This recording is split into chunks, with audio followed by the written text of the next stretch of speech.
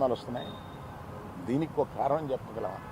అలాగే ఆ పరిస్థితులను బట్టే వస్తుంది తప్ప అన్నిటికీ ఓ రీజన్ ఉంటుంది. సరే డిమాండ్ ఫస్ట్ ఈస్ట్ గోదావరిలో స్టార్ట్ అయింది. మీరు ఫాలో అయ్యి ఉంటే ఫస్ట్ ఈస్ట్ గోదావరిలో స్టార్ట్ అయింది. వాళ్ళు పిలుపునిచ్చే టైంకి అసలు జూన్ 12న పవన్ కళ్యాణ్ గారి సినిమా వస్తుందని ఎవరికి తెలియదు. అప్పటికి అనౌన్స్ కూడా చేయలేదు. వాళ్ళు ఏదో పోస్ట్ పోన్ అయింది, ఏదో జరిగింది. సో అసలు ఇలాంటి ఉద్దేశమే లేదు హరిహర వీరమల్లుని ఇబ్బంది పెట్టే ఉద్దేశం. కాకపోతే ఈ పర్సంటేజ్ విధానం, ఈ థియేటర్ స్ట్రైక్ని వ్యతిరేకించే వాళ్ళు తీసుకొచ్చి పవన్ కళ్యాణ్ గారి సినిమాని ఇందులోకి లాగారు. సో దట్ ఏంటంటే పవన్ కళ్యాణ్ గారు అంటే భయపడి అదర్ పార్టీ తగ్గుతుందని చెప్పి అంటారు. ఏమండి, ఒకవేళ స్ట్రైక్ చేయాలనుకుంటే తర్వాత ఇంకొకసారి అయినా చేస్తారు. పవన్ కళ్యాణ్ గారి సినిమా గురించి వెనక్కి వెళ్ళిపోయిన వాళ్ళు ఇది మూసేయాలనుకున్నప్పుడు ఇంకోసారి కూడా వెళ్ళి మూయొచ్చుగా, మూస్తారు. కానీ ఈ సమస్యను డిస్కస్ చేయకుండా ఏకపక్షంగా అలా అనడం అనేదానికి నేను వ్యతిరేకం. అందుకు నేను ఆ మీటింగ్లకు వెళ్ళాలి. సార్, మీరు ఇప్పుడు థియేటర్స్ మీద మీకుండే సింపతి మీకుంది, మీరు ఇప్పుడే చెప్పారు.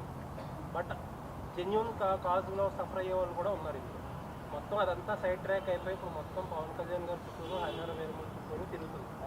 అంటే ఆ ఇష్యూ లేకపోతే మీరు బయటకు వచ్చేవారు కాదు. దీన్ని ఎలా చూడొచ్చు అంటే మీరు చెప్పిన దాంట్లో ప్రశ్న ఏమి లేదు. ఎలా చూడొచ్చు అంటే ఇప్పుడు ఇష్యూ అంతా, అసలు రియల్ ఇష్యూ అంతా సైడ్ ట్రాక్ అయిపోయింది. ఎవరో దాని గురించి మాట్లాడట్లేదు. ఇప్పుడు మొత్తం మాట్లాడేదంతా హరిహర. అది మీ అభిప్రాయం అయితే ఇక్కడికి వచ్చి చెప్పండి.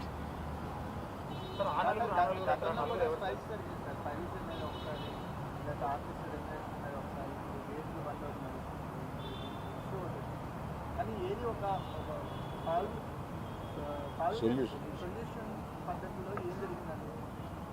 సొల్యూషన్ వైపుగా ఈ బంధులు ఎంతవరకు ఉపయోగపడింది? ఏమంటే ఏది సొల్యూషన్ జరగకపోతే ఏ ట్రేడ్ బాడీస్ ఇంతకాలం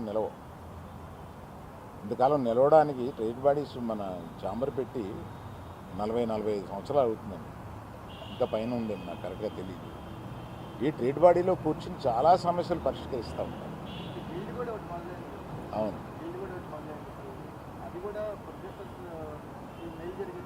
అవును.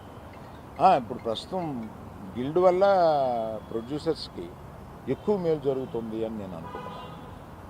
సార్, మరి భవిష్యత్తులో ఎప్పుడైనా ఇంగ్లీష్ నుంచి మరి ఏపీ గవర్నమెంట్ కలవడానికి అవునండి, దానికి నేను కూడా చాలా బాధపడుతున్నాను. జరిగే అవకాశం. థ్యాంక్ యూ అండి. సార్, ఒక లాస్ట్ క్వశ్చన్ సార్, క్యూబ్ కంపెనీలో మీకు ఏమైనా వాటాలు ఉన్నాయా? క్యూబ్ కంపెనీలో నాకు వాటా లేదు. క్యూబ్ మీ చేతుల్లో, యూఎఫ్ఓ సురేష్ బాబు గారి చేతుల్లో ఉంది. అక్కడ మీద థియేటర్స్ కొంచెం సఫర్ అవుతున్నాయని బయట ఒక టాక్ నడుస్తుంది. యూఎఫ్ఓ సురేష్ బాబు గారి చేతిలో లేదు. క్యూబ్లో నేను పార్ట్నర్ కాదు. రైట్. మీకు ఎక్స్టెన్షన్ చెప్తాను మీరు అడిగిన దానికి.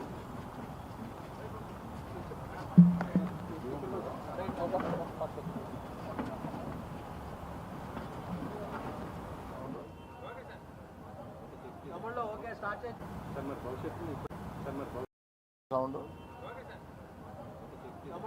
స్టార్ట్ చేయొచ్చా?